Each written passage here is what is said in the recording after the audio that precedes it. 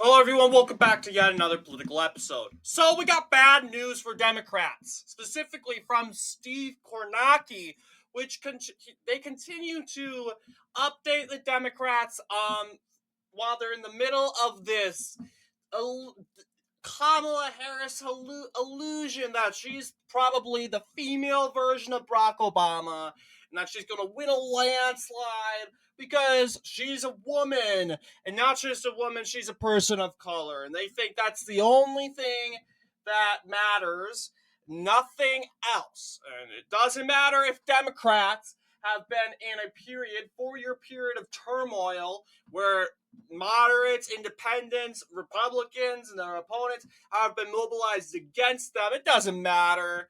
What matters is we got a woman and a person of color. That should get people out voting. Well, the thing they don't realize is, you know what? Who cares? Honestly, you're a person of color, you're a woman, okay, but what qualifies you to be the said president? Oh, look at 2008, they say. Barack Obama won. Yeah, because Barack Obama was running in a perfect year for Democrats. There was a war going on that Republicans started and invaded this country for no reason. Okay, that really irritated a lot of people. Second of all, there was a recession and a housing crisis. So it was a done deal for Democrats. It had nothing to do with Barack Obama's race. Come on. If Barack Obama was running like in 2000, 2004, he'd probably lose. Because then again, I would say he'd probably do a little bit better than John Kerry, but it would be more of a tossed up race. But I would think, yeah, I mean, it's not the environment for Democrats at the time. Now, the environment for Democrats are bad.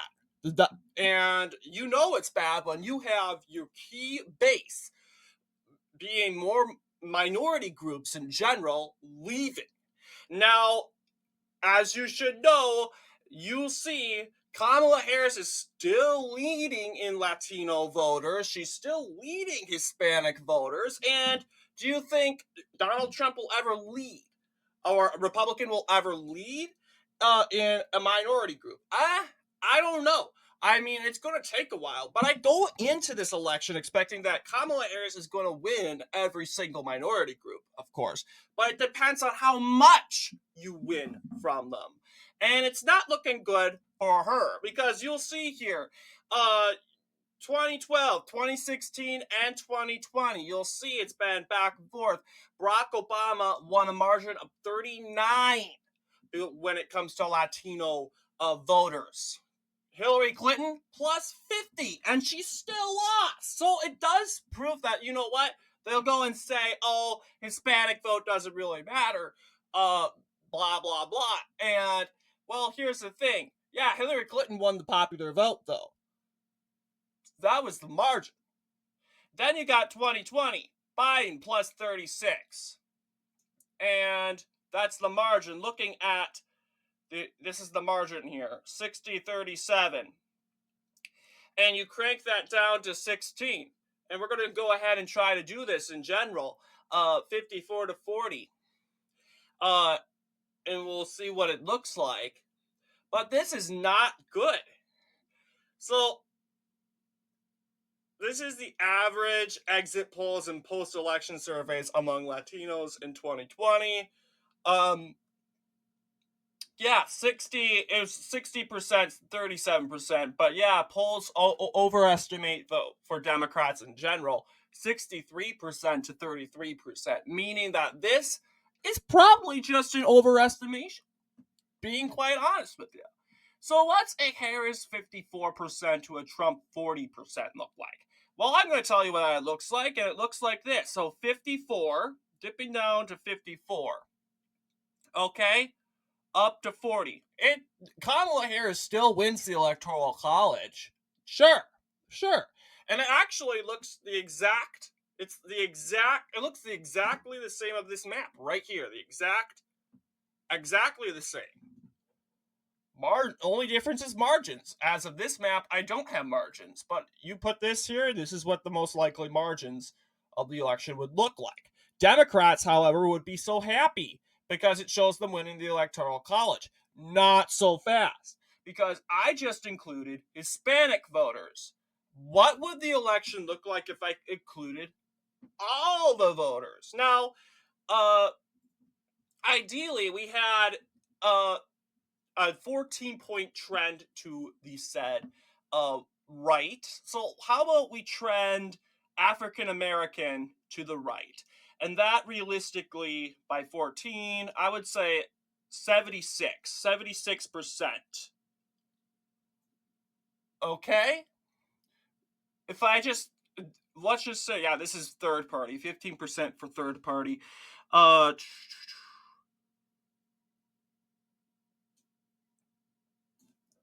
yeah, I give like Donald Trump 16%. He wins the election. Boom. Even though 76% for majority of African Americans still went out for Democrats in general.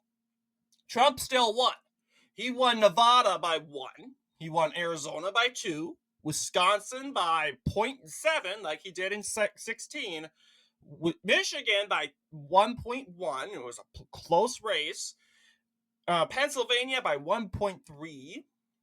North Carolina by 6.2, so don't believe the North Carolina crud. Yeah, like putting it back in general, I really, really doubt that North Carolina is going to be the main, like seriously. North Carolina, sure, it's a swing state. It's close, but literally, polls overestimate Democrats in North Carolina. They always will, they always have.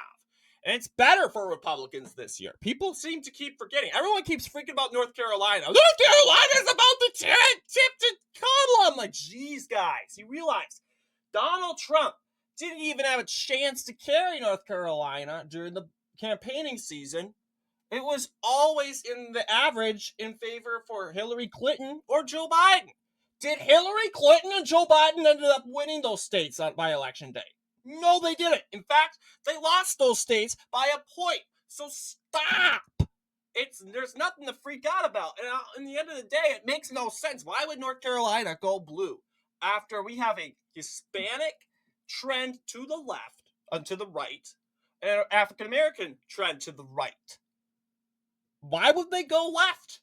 Does not make sense. And on top of that, this is Donald Trump's most popular period of his career. And during his most unpopular time of his career, he carried North Carolina twice. So you're expecting me to you're saying that he's supposed to win. Kamala Harris is going to pick up North Carolina in the most popular period of his life. Ha! Hilarious! What a joke. Like, seriously. Seriously.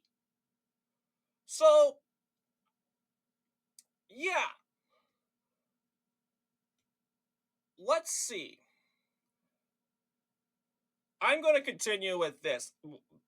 A trend, I wouldn't say I would predict 67 would be a better, like, sure, what about the female voters? Well, with college degrees. Here's the funny thing, though.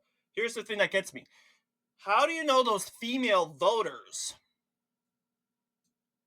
are white non-college student? So it's very hard to point out. Yeah.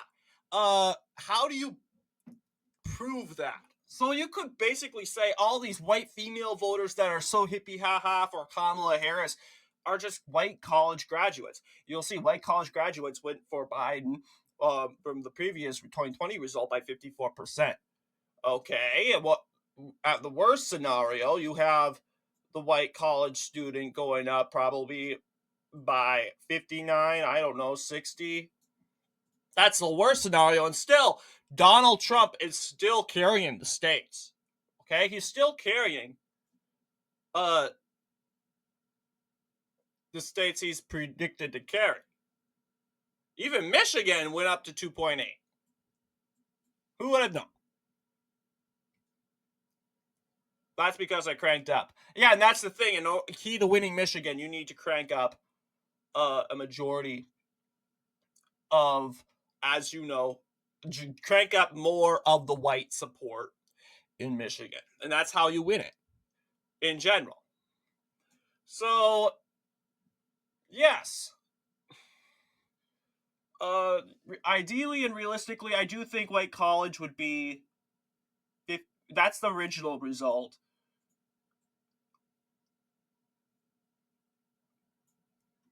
I think it would be close, though.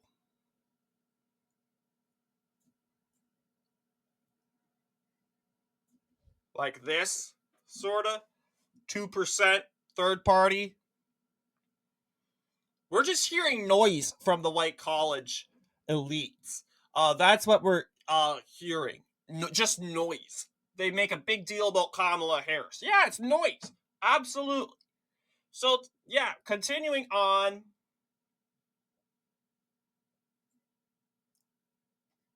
Let's just say Asian goes to 53%.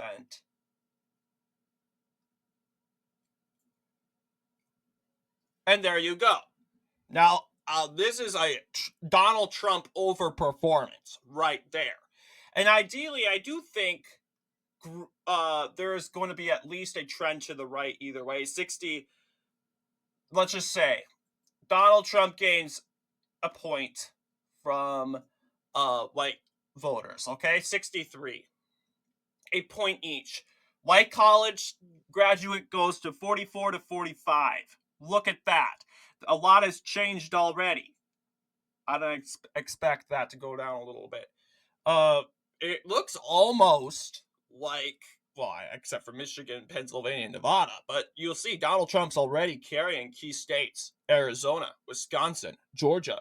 The white vote, very key into winning those. The white, just white vote in general is key to win those states. African American dips down to 89, something like that. Okay. 1 point in Georgia. And let's just say worst performance, Hispanic trends to the right by 1. What does that look like? Nothing changes really. It's just going to be a more closer result. But the damage is already done. Donald Trump won the election despite losing by 3 points.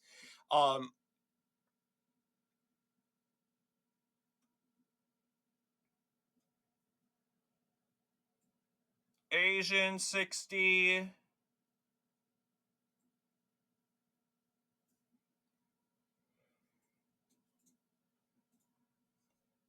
Yeah, it's basically a tie in Pennsylvania. But yeah, this is what it looks like. If you trended to the right by 1 each, it's pretty much done and said. What would it look like? Hispanic vote look like in, as you know, third party states? Oh, well, I'll just say swing states. Or better yet, look, we could talk about party registration. Now, 37% of Republicans, 37% of Hispanics are Republicans. They voted for Trump and they're like, oh, it's so bad. Well, what about those who are undecided? Okay? It was originally 60%, but so many left. You got a 13% percentage gap. But as you should know, look at that. Pretty different. Still, Kamala Harris still nothing really changes. But let's just say that 13%. I'm guarantee you, 13% is not going to be, as you know, the toss up. But let's just say 52%. Okay. So most likely, if the polls are true, the Hispanic vote would make it look like the map that it is today. And that's kind of true. But a lot of people say, oh, but if Hispanics are trending right, then there must be other groups that are trending right also. Now, I don't know about white college graduates, but let's just, for example, talk about Hispanics. Bring it back to the original number.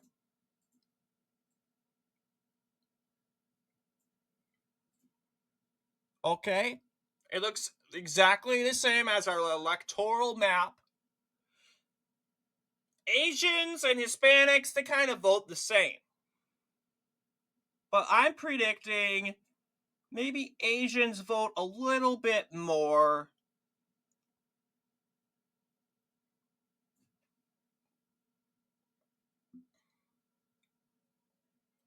Nothing really changes.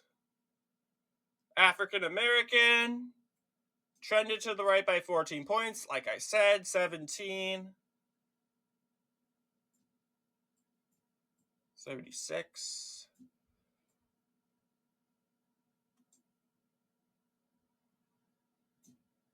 18. Okay, and it looks like this, right? It looks like the map that we tend to used to be seeing a lot. Like, this is the best Donald Trump, the best performance for Donald Trump accordingly. So really, chances that it's going to look like this are pretty high. And like I keep saying, yeah, it's Hispanic vote matters. It really does. We got party registration. 2012, 62% identified with Democrats. 2016, it would dip down to 59%. And okay, because the Democratic Party was not the Democratic Party it was, which really the Democratic Party back then actually cared about minority groups. The Democrat Party right now doesn't. They are elitist. They grift and scam minority votes to get money, okay? And a lot of voters are realizing this. So it's going down 59% in 2016, 54% in 2020, a period where, you know what? GOP was frowned upon. And the the left wing propaganda is going everywhere. And here it dips, the Hispanic votes dip down to 54%. They're probably realizing how toxic they are. And while that's going, GOP registration is rising. Think about this. Donald Trump gained 37% of Hispanics. 37% of Hispanics, even though registration was 23%. Interesting. Now, 37%, the same number that Trump won 4 years ago, are registered. So just think, maybe it goes up to, like, how much did it jump? It jumped like 16 points. Obviously, he's not going to win the majority of votes, but in possibility, it could like look like this. 52% to 44%. And here's the thing people need to remember. Donald Trump can't win the election alone with Hispanic voters. They need other voters, like African American voters, to contribute to the win. And that's why I'm hoping we get more polls in regards to African American voters, because if we get, of course, more, of course, when it comes to demographics, it would swing to our favor. Let's talk about gender age gaps along Latino voters. Men under 50, Trump plus 5, Trump plus 9. Women under 50, Harris plus 12. Okay? And women under 50, that in general, guys, is not what the energy is about, right? That's not the energy we're seeing, like, from the media and from the elites. They want us to believe that Harris is going to win on a landslide with women, but they're leading by 12. not 20? Interesting. Men over 50, Harris plus 10. And that's because I can explain over 50, men start to lose testosterone. Let's also not forget that, and part of the reason why men over 50, they've been born in the Democrat Party, right? They were voting Democrat. They were a part of Democrat. They were raised Democrats. But new men under 50, and probably younger men, like men under 30, are probably voting for Trump by a 20% clip.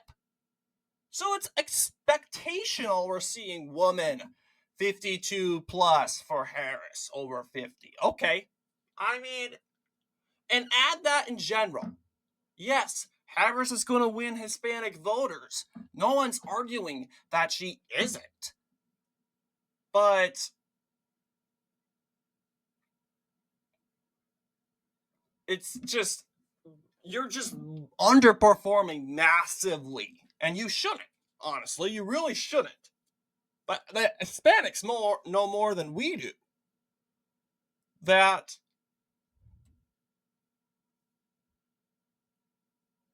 the Hispanics know more than we do that there's something wrong with the Democrat Party. You got September 30th, same deal. Gender education, men with no degree, Trump plus 13. Woman with no degree, Harris plus 27. Men in college, Harris plus 16. Woman, college plus Harris plus 26. That's all the college kids, right? And we know Latina women from college tend to be super woke. Not surprising. This doesn't shock me at all. College-age men that are Latino, Hispanic, Harris plus 16. Women with no degrees, sure. Harris plus 27. That's from the more, I would say, we know, I don't know how to say this, but we know in general, it's still going to go to Harris regardless. Men with no degree, Trump plus 13. So Trump is still getting some average from men. So what do you guys think in regards to our analyzation? Good news for Trump overall. So what do you guys think? Let me know down below, and as always, I will see you all in the next political episode.